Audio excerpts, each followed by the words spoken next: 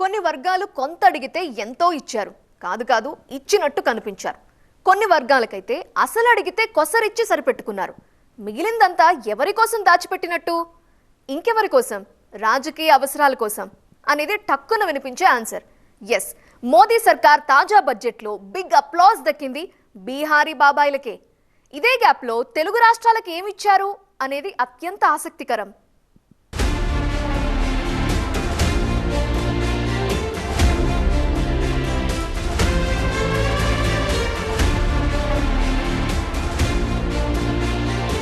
Hat trick victory కొట్టి కేంద్రంలో మూడోసారి కొలువుదీరిన తరువాత ఎన్డీఏ కూటమి ప్రవేశపెట్టిన తొలి బడ్జెట్ ఇది. మాది డబుల్ ఇంజన్ సర్కార్ అంటూ భుజాలెగరేస్తున్న మోదీ టీం ఆ డబుల్ ఇంజన్ సర్కారుకు ఊతమిచ్చి నిలబెడుతున్న మిత్రపక్షాల్ని విస్మరిస్తే ఎలా? అందుకే నితీష్ కుమార్ ముఖ్యమంత్రిగా ఉన్న బీహార్ రాష్ట్రాన్ని వరాలతో ఉక్కిరిబిక్కిరి చేసింది నిర్మలమ్మ పద్దు. బీహార్కి ప్రత్యేక స్థానం దక్కడానికి మరో ప్రధాన కారణం ఏమిటంటే ఈ ఏడాది చివర్లో ఆ రాష్ట్రంలో జరగబోయే అసెంబ్లీ ఎన్నికలే. బీహార్కిచ్చిన నజరానాల్లో మొదటిది మఖానా పోర్టు ఏర్పాటు. మఖానా అంటే తామర గింజలు. బీహారీ రైతుల ప్రధాన పంట ఇది. వాటి ఉత్పత్తి, ప్రాసెసింగ్, మార్కెటింగ్ అవకాశాల్ని మెరుగుపరచడానికి మఖానా బోర్డు పనిచేస్తుంది. ఎన్నో ఏళ్లుగా పెండింగ్లో ఉన్న ఈ డిమాండ్ ఇప్పుడు బడ్జెట్తో తీరింది. బీహార్లోని మిథిలాంచల్ ప్రాంతంలో 50,000 హెక్టార్లకు ప్రయోజనం చేకూర్చే వెస్టర్న్ కోసీ కెనాల్కు ఆర్థిక సాయం అందించడం రెండవది. ఇంకా పాట్నా ఐఐటి సామర్థ్యాన్ని పెంచడం, బీహార్లో greenfield airport, national institute of food technology ఏర్పాటు, ఇలా వరుసపెట్టి బీహారీలకు గుడ్ న్యూస్ చెప్పింది తాజా బడ్జెట్.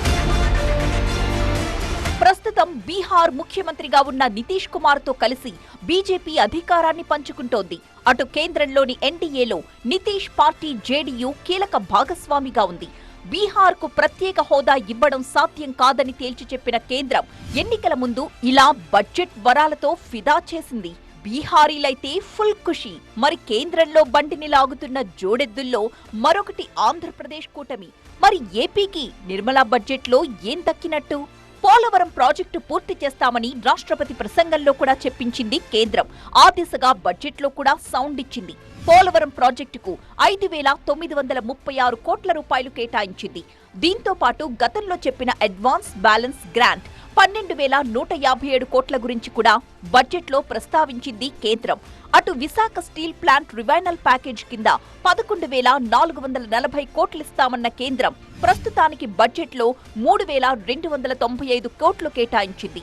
విశాఖ పోర్ట్ డెవలప్మెంట్ కోసం అదనంగా 730 కోట్లు మంజూరు చేసింది. ఇవన్నీ కలిపితే దాదాపు 20,000 కోట్ల మేర ఏపీకి ప్రత్యక్షంగా దక్కబోయే ప్రయోజనాలు. పప్పు ధాన్యాలకు కానివ్వండి, ఆయిల్ కానివ్వండి, చేపలు, రొయ్యలు ఎక్స్పోర్ట్ కానివ్వండి, మంచి ఇన్సెంటివ్స్ ఇచ్చారు. ఈ మూడు ఆంధ్రప్రదేశ్ సంబంధించినవి మన వయసు చూస్తే. కాబట్టి మనకి మంచి ఎంకరేజ్మెంట్ ఉన్నట్టే.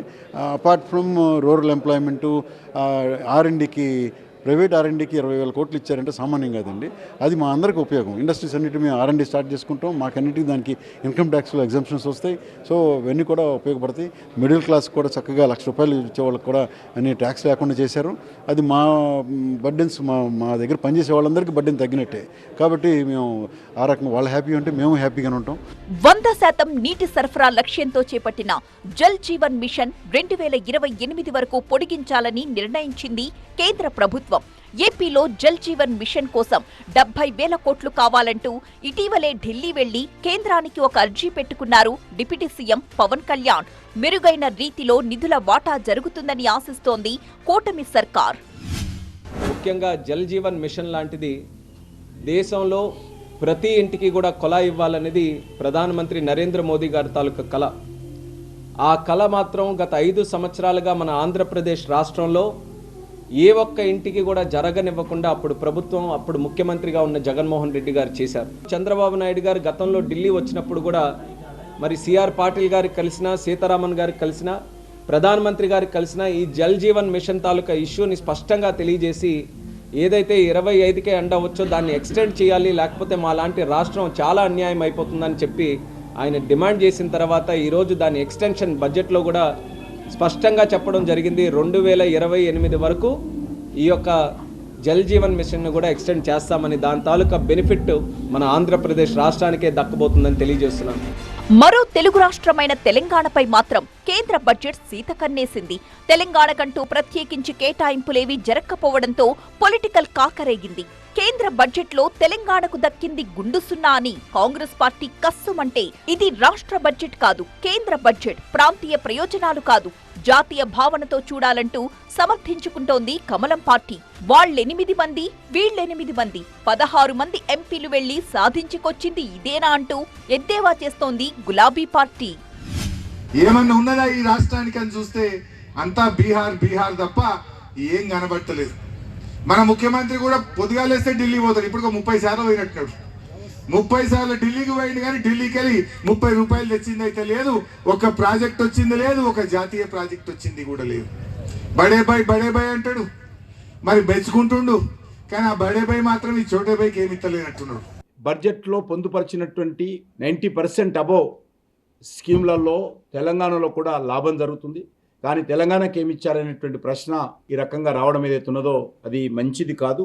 భవిష్యత్తులో తప్పకుండా ఇటీవల దేశంలో నవోదయ విద్యా కేంద్రాలు ఏర్పాటు చేసినప్పుడు అత్యధికమైనటువంటి నవోదయ విద్యా కేంద్రాలు తెలంగాణకు రావడం జరిగింది. కాబట్టి స్కీమ్ను బట్టి, అవసరాన్ని బట్టి తప్పకుండా మన తెలంగాణ రాష్ట్రాన్ని కూడా అన్ని రకాలుగా నరేంద్ర మోడీ గారి నాయకత్వంలో కేంద్ర ప్రభుత్వం సహాయ సహకారాలు అందిస్తున్న విషయాన్ని ఈ సందర్భంగా మనవి చేస్తాం. రాష్ట్రాల వారీ కేటాయింపులు కాస్త అటు ఇటు అయి బ్యాలెన్స్ తప్పినట్లు కనిపించినా గతం కంటే బెటర్ అనిపించేలా జనరంజక బడ్జెట్ ప్రవేశపెట్టారంటూ మోదీ సర్కారుపై ప్రశంసల జడివాన కురుస్తోంది. చాలా వెల్ఫేర్నెస్ స్కీమ్స్ తోటి మెయిన్ రూరల్ ఏరియాలో ఉమెన్ అండ్ హెల్త్కి చాలా బడ్జెట్ అలొకేషన్ జరిగింది.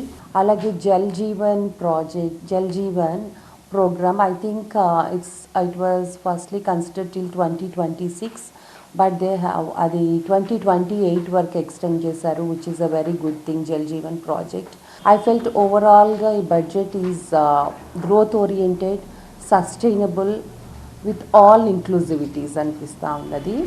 నిర్మల మార్క్ ఆఫ్ ఎకనామిక్స్ అన్ని వర్గాలకు ఫుల్ మీల్స్ పెట్టినట్టుందనే కాంప్లిమెంట్లే ఎటు చూసినా ఇది ప్రజల జేబులు నింపే బడ్జెట్. 140 కోట్ల మంది భారతీయుల ఆకాంక్షల్ని నెరవేర్చే బడ్జెట్ అంటూ ప్రధాని మోదీ కూడా శభాష్ కొట్టారు. सभी देशवासियों को एक बार फिर इस ऐतिहासिक पीपल्स बजट की बधाई देता हूं और फिर एक बार वित्त मंत्री जी को भी बहुत बहुत बधाई देता हूं.